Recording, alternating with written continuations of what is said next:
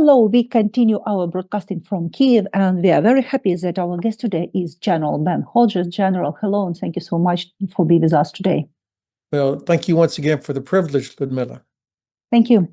General, recently we have seen Russians' drone crossing NATO airspace. There are dozens of them. And because of them, aircraft raised and airports are shut down. And truly speaking, what is going on? And why this drone fly in? Where is NATO air defense? And everybody remembers the situation with Turkey and with Russian plane, which crossed the airspace of Turkey, and it just shut down it. Yeah, and why NATO doesn't act in the same way? Of course, I cannot explain that. I don't know. It's very frustrating. We clearly were not prepared for the Russian drone operation that put 21 drones into Poland back a couple of weeks ago. And we've also have demonstrated we're not prepared to protect all of our transportation infrastructure from drones flying over Denmark or Belgium and other places. And it's frustrating because we've been watching Ukraine figure this out over the past several years, and still we act surprised and unprepared when Russia does it to us. And these are not even actual weaponized drones; they're just drones, and we still fail to be able to stop them. Eventually, we'll get this right, but I hope we get it right before there's a terrible strike that kills a lot of people, similar to what Ukraine has to deal with every day. General, sometimes I wonder when I read that there's some unidentified drones. Is it possible in modern war, when we have all technical possibility to identify many things, why you say this term unidentified drones? Because for me, this term is very similar for such unidentified green people in Crimea, Exactly. what Russia used to occupy our Crimea. You know about that? Yeah, I wish you were in charge of intelligence for us in NATO, because you are exactly correct. And I think there's still reluctance or uneasiness by many to attribute these things to Russia, even though it's obvious that's who it is. And I think that we will have to get to the point where people finally recognize that Russia is at war with us, even if we are not at war with Russia in a traditional sense. But people are still thinking like, well, it didn't have a big red star on it, or we're not sure. We have technology that allows us to track a meteor that's 3,000 light years away. How can we not have technology that is able to identify the origin of a drone and to have come up with defenses? So it really is a matter of political will and making this a focus. Russia is going to keep doing this until we inflict consequences on them of some sort, whether it's kinetic or economic. Until we really make them pay a price, they're going to keep doing this. General, what do you think? Does Putin want to scare the West or attack it? Do you believe that big war is possible in Europe? And what is the goal of Putin? How you understand?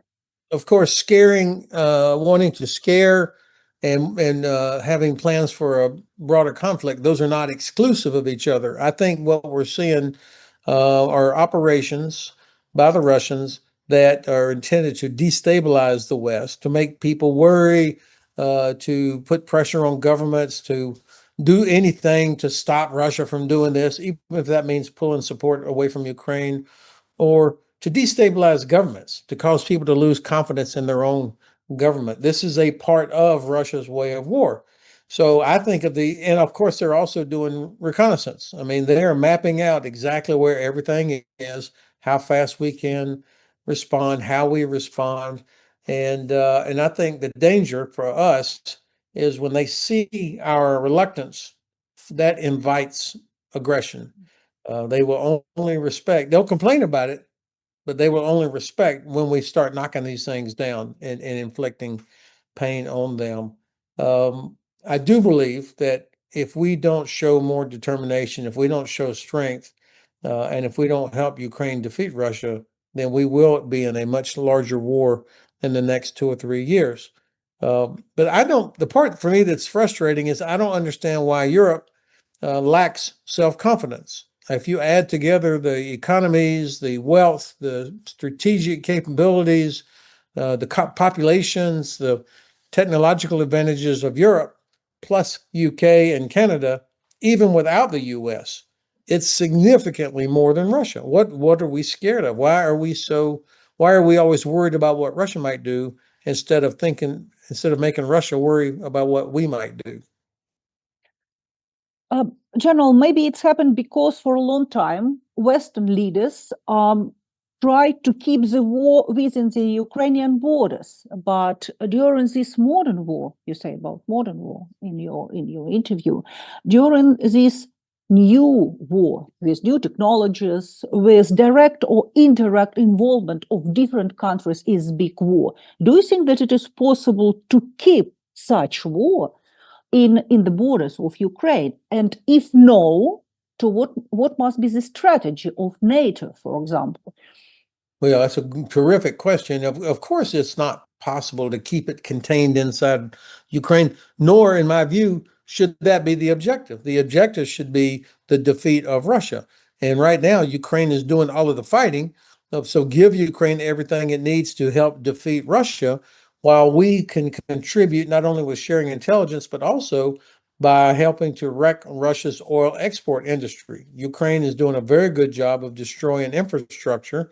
But the West can do a lot more in terms of intercepting these shadow fleet vessels, for example, using the frozen Russian assets, denying visas to Russians to walk around inside Europe. There's so much more that we could be doing. But NATO, the West, and the United States specifically should be thinking about um, what can we do to not only help Ukraine defeat Russia, but also what are we doing to ensure that Russia's gray zone operations are not effective against other parts of Europe? They're very dangerous and they have economic impact, and they'll only get worse until we stop them. You say about gray zone of operation. What does it mean? So gray zone operations, some people call this hybrid warfare. I don't like hybrid warfare because hybrid doesn't sound so bad. Really, we're talking about things that Russia does below the level of actual kinetic operations, warheads, strikes on targets, um, things that give them the ability to try and say, hey, that wasn't us, or it gives an excuse for some European countries to say, well, we don't know, this might have been an accident, or we don't know who that was. So this is what is sometimes called hybrid or gray zone operations. The point is, because we still can't believe that Russia is actually at war with us, we come up with words that don't give the sense of urgency to do what needs to be done. And of course, that's exactly where Russia wants to keep it. They want to keep us in that sort of gray zone. General, when situation with drone happened, Western country and NATO try to speak about the defense of their own bodies. And it is absolutely understandable because we know that it is a military union and it's fine. But nevertheless, do you think that now we have risk that NATO will close defending only its own borders? And in that case, does Ukraine is in game or out of game? And do you think that we have a potential risk that Ukraine will stay again in this gray zone of security, like before the 2014? So I think in modern warfare, when you look at the capabilities and the operations of the Russian Federation, uh, we can't think of NATO as the wall at the border. And if we just things that happen on the other side of the border don't matter. Of course, that matters. I think it's a mistake when we talk about we will defend every inch of NATO territory. That kind of communicates that we're not going to defend things outside of the border. But yet, if you're serious about deterring Russia, you have to be able to see, you have to be able to convey to the Russians that we can and will strike targets outside the border if necessary, not sit back and wait to be hit. And that includes operating in the Baltic Sea, in the Arctic, in the Mediterranean, in the Black Sea. So we can't just say, well, we're only going to fight inside our border. Now, uh, easy for me to say. The fact is, we are an alliance with 32 members, and the alliance acts on consensus. And so, getting every nation to agree on certain things is always going to be important because, despite the challenges, NATO has always been successful because of the unity that nations stick together. And that's why this consensus is important. But that doesn't mean that some nations, coalitions, if you will, or regional groupings, they can still do things. They don't have to wait for permission from NATO. They can still act. And I think you see some countries are starting to get more and more into the mode of taking actions in the Baltic Sea, for example, versus waiting for NATO to solve it. Do you remember how Poland used the Article 4 of NATO? And what does it mean? And do you think that it is effective mechanism and how it could work in future? Well, I think Article 4 is of course, it's a mechanism where a nation that feels threatened, not yet under an armed attack, but feels threatened in such a way that they want to have an emergency session of all of the nations for consultations. That's what Article 4 is about. Um, this has been invoked a few times. Turkey had done it 3 or 4 times. Poland has done it, and Estonia recently did it as well. And these are important to elevate attention and to convey the sense of urgency and seriousness that some nations view what Russia is doing. So, but it doesn't mean that you have to go to 4 before you can go to 5. Having Article 4 consultations does not automatically mean that Article 5 is next, but it is an important way to help the alliance consider what else needs to be done. So it's a process. Do you think that it is possible to close the sky under the Ukraine? And do you have any real discussion in the West about that, or just, nothing?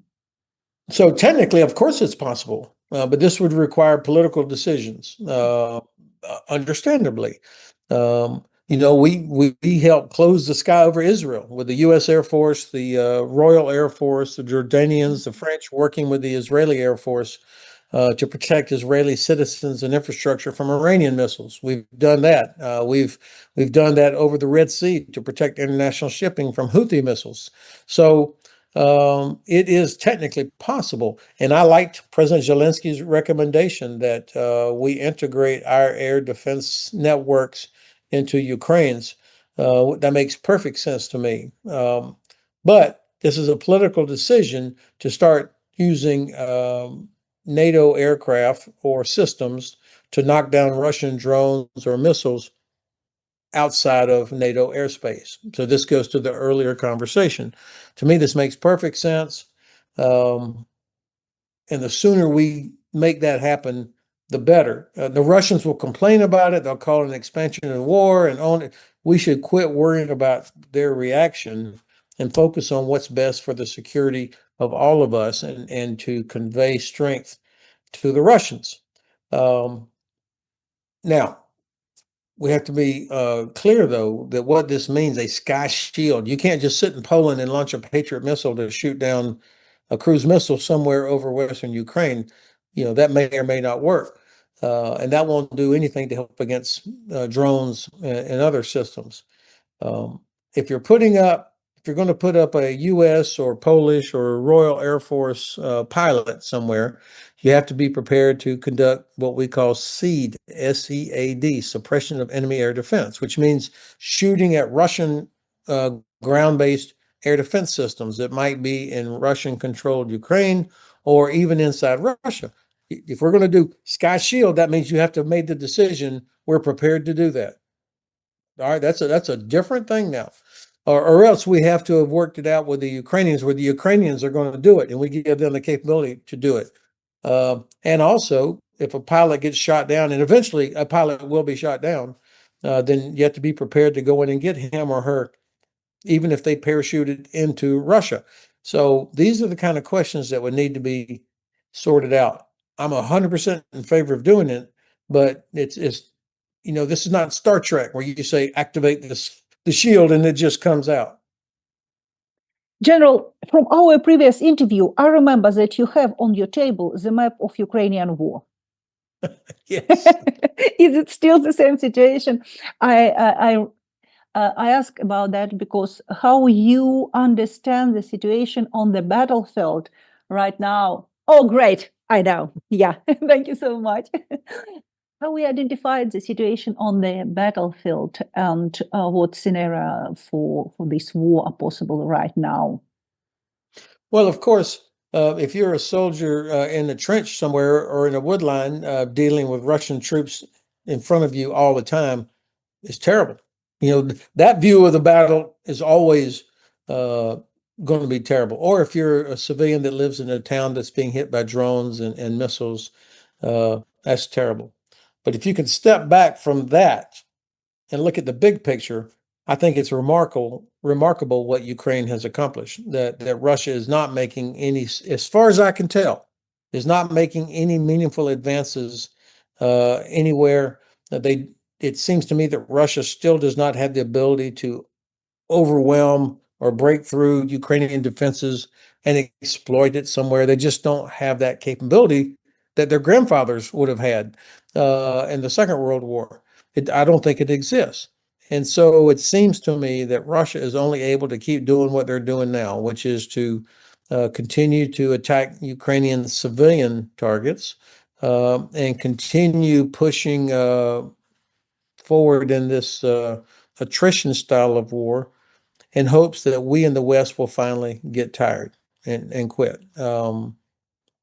I think as long as Putin is in power, he will keep doing this. So we've got to figure out a way to help Ukraine stay in this fight successfully, but also to do things that would force Putin to change all of his calculus, which really, in my view, means going after the Russian oil and gas infrastructure. Exactly what Ukraine is doing now. This is where we should really be helping. And the last question, of course, about possible scenario, one more. What is possible was what is impossible, and do you think that whole mobilization in Russia will be as, some marks about the future of this war? It doesn't matter. I've never been confident that I understood what was happening inside of Russia. I think that some people say, that he will be reluctant to do that because of the backlash. Then it would prove that this war has been a failure, a huge disaster for Russia. I think that it seems to me that they've managed to avoid mobilizing too many people from Moscow or St. Petersburg to protect those population centers. But at some point they may have to. They've had so many casualties, and I don't think you can find too many more people that really want to come get into a fight in Ukraine. So is there another mobilization? I don't know. That's why I think the focus on destroying Russia's oil export capability is the right thing to do, because they will run out of the resources to pay for continuing the war. So I think Ukraine's strategy here is exactly right. General, thank you so much for being with us today. Thank you. Thank you once again for the privilege. Thank you.